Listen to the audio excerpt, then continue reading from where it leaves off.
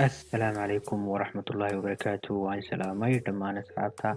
Maanta waxaan rabaa inaan idiin soo gudbiyo muuqaal ku saabsan sidee YouTube u heshaa lacagaha.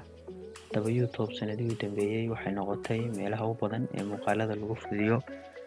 Hal abuurayaasha YouTube ayaa abuura muuqaalo si ay ugu baahiyaan adduunka oo dhan. Haddaba arrintaas darteed YouTube waxay go'aansatay inay hal abuurayaashaas lacag ku siiso shaqada ay qabanayaan. Haddaba su-aasha isweydiinta mudan ayaa waxay tahay, halkee lacagta ka keentaa YouTube? Waa maxay faa'iidada ay ku qabto inay dadkaas lacag siiso? Haddaba dhammaanteen waxaynu ognahay daawadayaal in muuqaalada aynu daawano in xayeysiimo soo gasho bilowga ama dhexdhexaadka ama dhammaadka muuqaalka aad YouTube ka daawataan. Xayeysiimaha soo gelaya YouTube waxay ka sameeyaan lacagtaas ay ka sameeyaan xayeysiimahaas. Haddaba su-aashu waxay tahay, xagee ka yimaadaan xayeysiimahaas? Yaa bixiya? Yaa si ka mas'uula? Haddaba YouTube waxay lacag ka heshaa Google AdSense shirkad la yiraahdo. Shirkadaas Google AdSense la yiraahdo iyana waxay lacag ka sii heshaa shirkadaha kale ee adduunka ka jira ama shirkadayaasha kale ganacsiga oo shirkadahaas ay ka mid yihiin sida Samsung, Apple, Microsoft. adigu shirkad kasta oo caalam ka mid ah, xitaa adigu haddaad urur leedahay ama shirkad leedahay waa lagugu xayeysiinayaa. Haddaba xayeysiimahaas ay sameynayso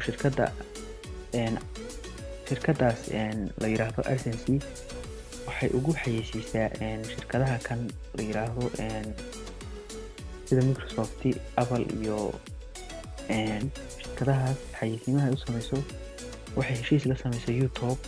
Heshiiskaas oo ah in qof kasta oo iska diiwaangeliya Google AdSense ama ciwaanka haysta inuu ku xiran karo YouTube-kiisa, taasoo ka dhigan in qof YouTube haysta xayeysiimo loogu furo. Xayeysiimahaas loogu furayana ay yihiin shirkadaha Apple, Microsoft iyo wixii la mid ah. Haddaba sidaas ayay YouTube lacag ku heshaa.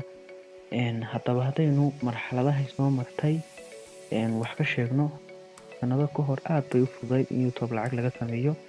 Qof walba oo YouTube channel leh aad bay ugu fududayd iyadoon lahayn xujooyin adag. Maadaama sidaas fudud lacag looga helayo, YouTube waxay bilaabeen inay muuqaalo aan fiicnayn soo gashaan YouTube-ka, taasoo ka hor imaanaysa shuruucdii dejinay YouTube-ka. Kadib YouTube waxay la timi shuruuc cusub in qofkii raba YouTube inuu lacag ka sameeyo inuu haysto 10,000 oo views. Haddaba YouTube-kii ayaa mar kale waxay la yimaadeen inay sameeyaan wax loo yaqaan clickbait. Clickbait waxay ahayd waxa la isticmaalayaa thumbnail oo loo yaqaano sawirka ka horeeya muuqaalka iyo muuqaalka wuxuu ka hadlayo oo aan islahayn. Haddaba taasi ayaa waxay keentay in shirkaduhu xayeysiimaha loo sameynayay ay joojiyaan ama ay ka xanaaqaan oo joojiyaan xayeysiimihii loo sameynayay. Kadib YouTube waxay go'aansaday inay shuruuc cusub la timaado, taasoo sheegaysa in isticmaasho dollar signs ama calaamadaha dollarka loo yaqaano. Calaamadaha 3 nooc ayay u qaybsamaan: mid cagaara, mid huruuda iyo mid madow. Qof kasta marka si toos ah channelkiisu u fiican yahay ama fiidiyowgiisu calaamad cagaara ayuu qaadanayaa. Haddii wax xun ku jiraan fiidiyowgiisana calaamado huruud ah uu qaadanayaa ama calaamado dollar sign madow ah, iyadoo hadba ku xiran tahay dambigaagu inta uu leeyahay. Intaa kadib aad bay u fududaatay in 10,000 oo views qof walba helo. YouTube 2018 waxay la timi shuruuc cusub oo ah in channelkii raba inuu lacag ka sameeyo YouTube inuu haysto 1,000 subscriber iyo 10,000 oo views iyo 4,000 oo watch time ah gaaraya. Midaas oo aad iyo aad bay u adkaatay in qof walba YouTube lacag ka sameeyo. Haddaba daawadayaal, ka sameynta YouTube lacag waxay ku xiran tahay daawadayaashaada watch time-kooda. Haddaba haddii ay dhacdo inaad YouTube lacag ka sameyso, waxaad awoodaa inay kala baxdo $100.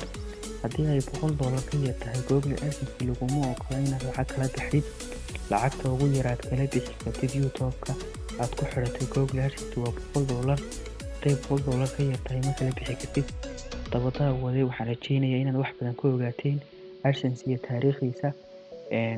Waxaan doonayaa inaan dhowaan soo geliyo AdSense caddeerto kan AdSense ku saabsan iyo YouTube sida lacag u sameyso.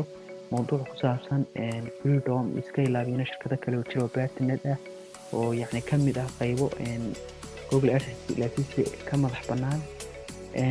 Casharada dambe ay noqon doonaan waxaan casharo kusoo gelin doonaa sida YouTube lacag looga sameeyo, sida YouTube cusub loo samaysto, ilaa bilow ilaa dhammaad sida loogu xiro AdSense, sida Freedom, Scaleup, kuwaas oo dhan.